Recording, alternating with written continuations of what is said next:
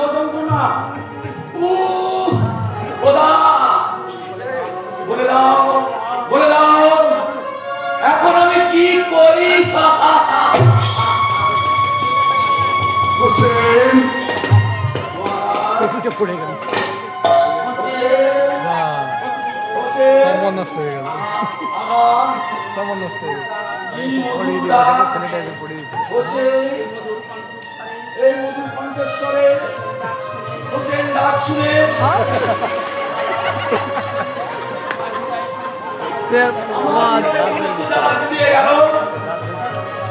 আমার মনে হয় বলছি দেশ তো বিশাল সম্মান রাখবো না। আবুল আহ্বান হোসেন হোসেন হ্যাঁ, আবার বলো, আবার বলো, মধুর জড়া কণ্ঠে একবার হোসেন বলো। হোসেন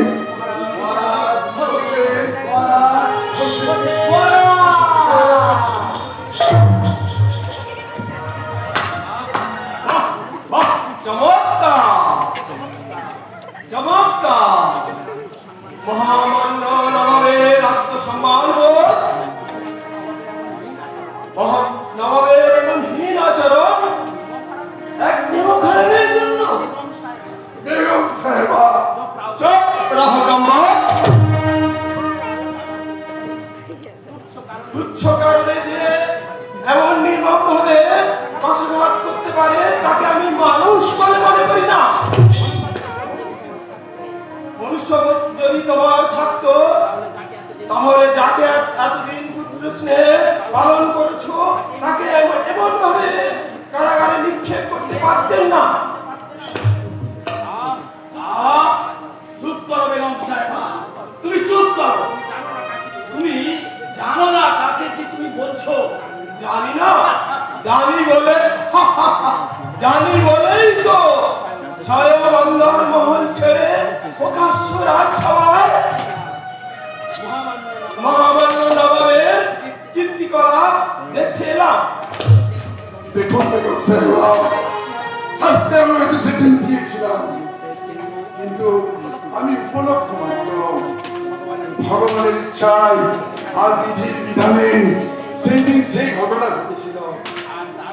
আর তা না হলে সেদিনের সেই আমার অধীনের কর্মচারী সামান্য খাজাঞ্চি আজ হোসেন আজ বাংলার নবাব হোসেন হতে পারত না। আমার স্নেহ দাও। তোমরা সবাই চুপ করো, আমাকে একটু শান্তিতে থাকতে দাও। শান্তি? শান্তি তুমি কোনোদিনও পাবে না বাবা। আমার শরীরে যে প্রতিহিংসার আগুন জ্বলছে, যে যন্ত্রণা পুরি পুরি খাচ্ছে, আমি তার চাই শেষ পরিণতি। বেগম সাহেবা, তুমি কি বলতে চাইছো বেগম সাহেবা? তুমি স্পষ্ট করে বলো। আমি তোমার এই হেঁয়ালিপূর্ণ কথা কিছুতেই বুঝতে পারছি না। আমি চাই ওর মৃত্যুদণ্ড।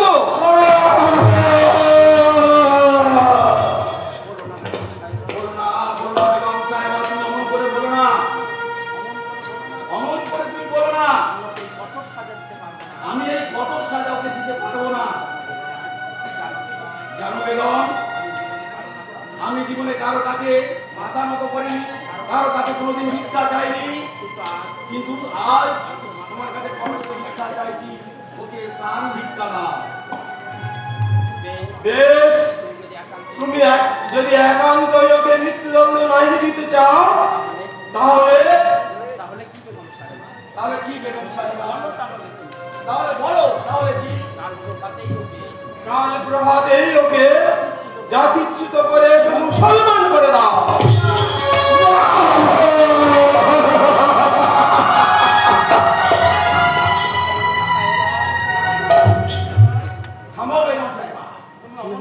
তুমি অমন করে বলো না। জাতিচ্যুত মানে মৃত্যুর নামান্ত। এর সাথে আমি কোনোদিন কিছু দিতে পারবো না। তা যদি না পারো তাহলে তুমিও শুনে রাখো। আজ থেকে আমি প্রকাশ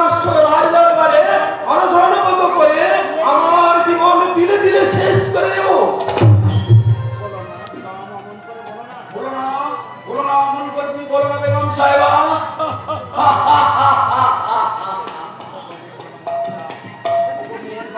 ওগো মেহেরবান খোদা, বলো এখন আমি কি করব? একদিকে স্ত্রী, অন্যদিকে পিতৃস্নেহ, আমি কোন দিকে যাই? শ্রদ্ধায় যার চরণে মাথা নত হতে চাই। প্রকৃতির অর্থ আসিয়েছে এক বিষাক্ত বাতাস, হৃদয় সেখানে পেতে চাই স্নেহ, প্রীতি, ভালোবাসা।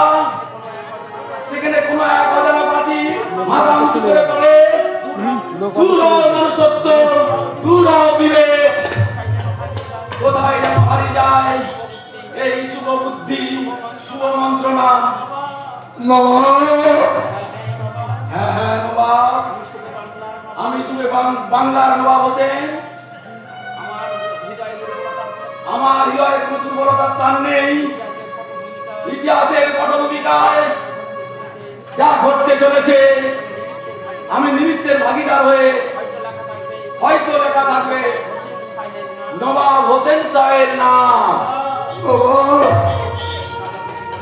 এই নবাবী জীবনের কলঙ্কময় অধ্যায়ের নিরসন স্বরূপ আমি ঘোষণা করছি, এই সুবুদ্ধি রায়কে করোয়া পানি খাইয়ে ওকে মুসলমান করে দাও।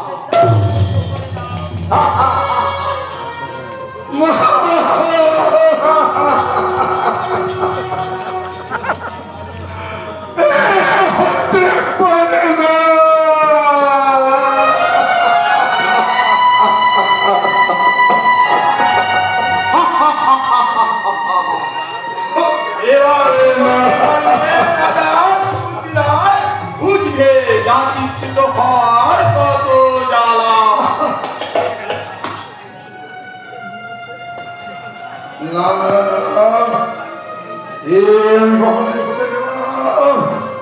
আমার শরীরে এক বিন্দু রক্ত থাকতে এ আমি কখনোই হতে দেব না।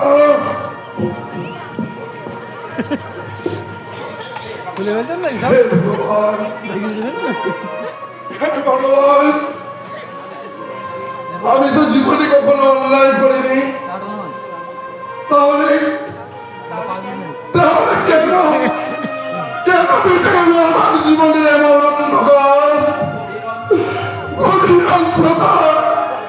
বলে দাও, বলে দাও, বলে দাও, এখন আমি কি করি?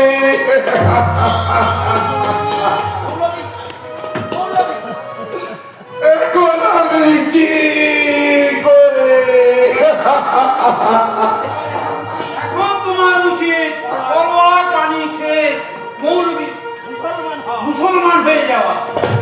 না, এ আমি কিছুতেই হতে দেবো না, এ আমি কিছুতেই হতে দেবো না, এ আমি কিছুতেই হতে দেবো না,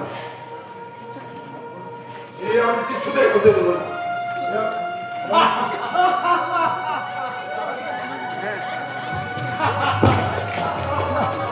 ঢুকে থাকে না নাকি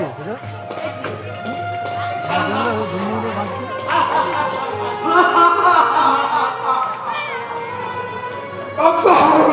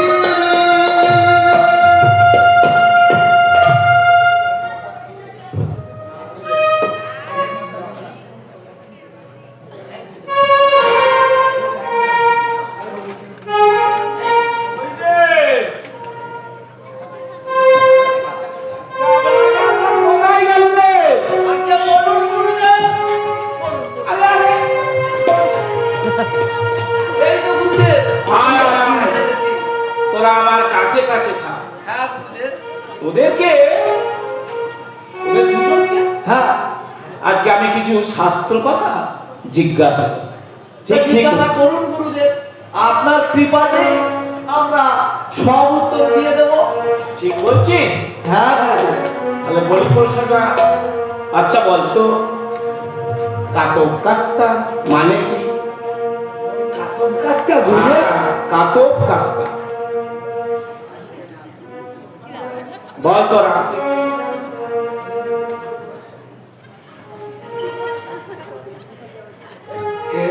তাহলে বলি গুরুদেব, বল বল। তাহলে বলি আরে বল, এত দেরি করবি কেন? ওই কাতব কাজটা মানে হলো গিয়ে ননী জলমিতি জলমিতি তরল তপ্ত জীবন অতিশয় চপল। গুরুদেব হয়েছে? বেশ বেশ, তোরা তো বেশ ভালোই বলছিস। হ্যাঁ গুরুদেব, আপনার কৃপাতেই তো।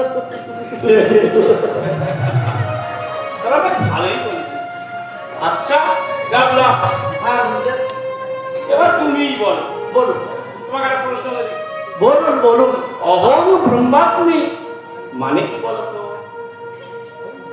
অহং ব্রহ্মাস্মি মানে কি?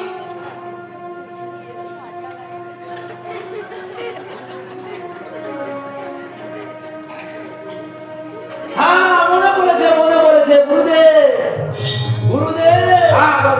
মনে পড়েছে। আচ্ছা আচ্ছা, বল বল বল, ঝমঝম বল দেখি। তা বলতে আমার পারবো না, মনে পড়েছে। আচ্ছা দেখি বল। অহং ব্রহ্মাস্মি মানে কি? আমরা বলতে পারবো না, আমরা হলাম যে এই কাশীবাসীর বিখ্যাত বিখ্যাত পণ্ডিতগণ, আমরা বলতে পারবো না। আচ্ছা বেশ বলো। এ বল না, এরা না বলতে পারলে তোমরা বলে দিও। মনে পড়েছে মনে পড়েছে। অহং ব্রহ্মাস্মি মানে হলো এই আমরা সকলেই ভগবান। একদম ঠিক, একদম ঠিক। বাবা ঠিক হলো। গুরুদেব হয়েছে। খুব সুন্দর হয়েছে। এই মানে কি আপনি হলেন বড় ভগবান, আমরা হলাম ছোট ভগবান। ঠিক বলেছি। একদম ঠিক তোদের বলেছি। কথায় খুব বুদ্ধি আছে। তবে আচ্ছা গুরুদেব, হ্যাঁ বল। ওই যে আরে ওই যে দেখতে পাচ্ছেন, কই? আরে ওই যে ছাগলটা দেখতে পাচ্ছেন, সেখানে সব লোক বসে আছে। আরে ওই তো ছাগলটা, ওই তো। ওদের পিছনে। গুরুদেব এইখানে আসুন, দেখতে পাবেন।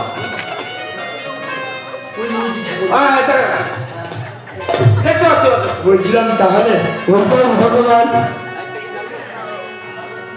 ওই ছাগলটা হ্যাঁ, একদম ওই ছাগলটা ভগবান। জয় ছাগল ভগবান।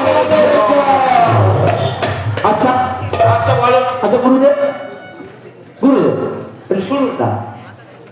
বলো। বলছিলাম ওই যে ঘুমটা দেখা যাচ্ছে, ওই সাদা গরুটা, ওই তো একটু সাদা গরু। হ্যাঁ ঠিক আছে, সাদা গরুটা। হ্যাঁ সাদা গরু লাগছে। ওই গরুটাও কি ভগবান? গরুটা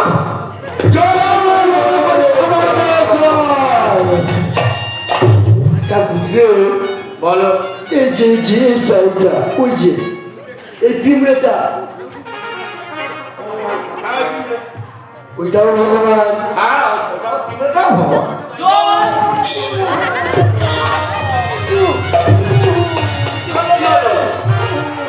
আরে গুরুদেব, পিঁমড়ে ভগবান যে কপালে কামড়ে দিল।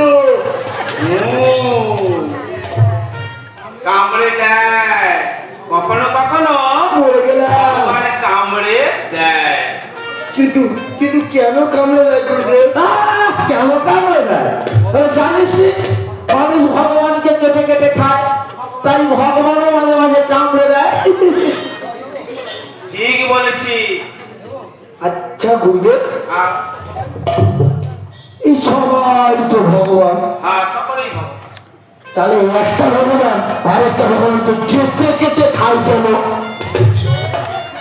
ওরে মূর্খ, তোরা এখন এসব কথা বুঝতে পারবি না। কেন বুঝতে পারবো না গুরুদেব?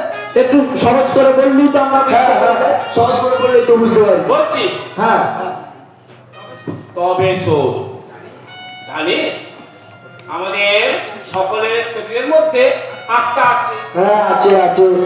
আর ওই আত্মা যখন খেতে চায় আচ্ছা, তখন ওই আত্মা ভগবানকে কেটে কেটে কেটে খায়। ও, সহজ, এইবারে বোঝা গিয়েছে।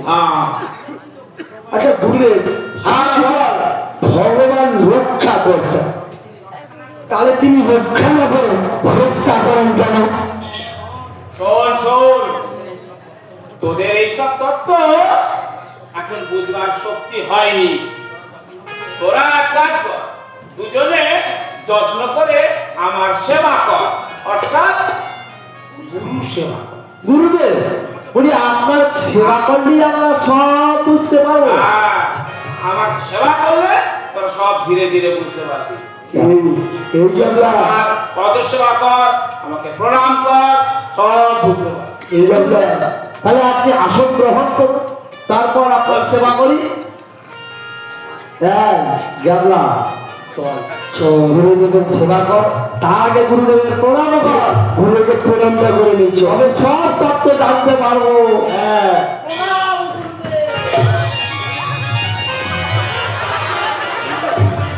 ওদেরকে আমি প্রাণ ভরে আশীর্বাদ করি। আশীর্বাদ কপিকল চাইছে, হ্যাঁ কপিকল চাইছে, কপিকল দিনে দিনে এমনি হচ্ছে না, কপিকল এই যে আশীর্বাদ আপনি বললেন গুরুদেব, এই আশীর্বাদের মানেটা কি? হ্যাঁ গুরুদেব, মানে কি? আর প্রশ্ন বলেছি না, আমাকে কোনো প্রশ্ন করবে না। এখন তোমরা দুজনে আমার চরণ সেবা করো। জি আপনি বুঝেছো?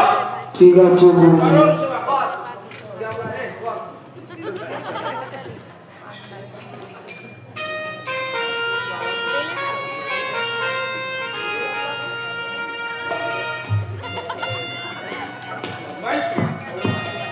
কাশিবাসী পণ্ডিতগণ, আমি সুদূর বাংলাদেশ থেকে এসেছি। আপনারা যদি দয়া করে একটু থাকবেন, দূরে দূর থেকে কথা বলুন, আমরা বেশ শুনতে পাচ্ছি। দূর থেকে কথা বলো, দূর থেকে আমরা বেশ শুনতে পাচ্ছি।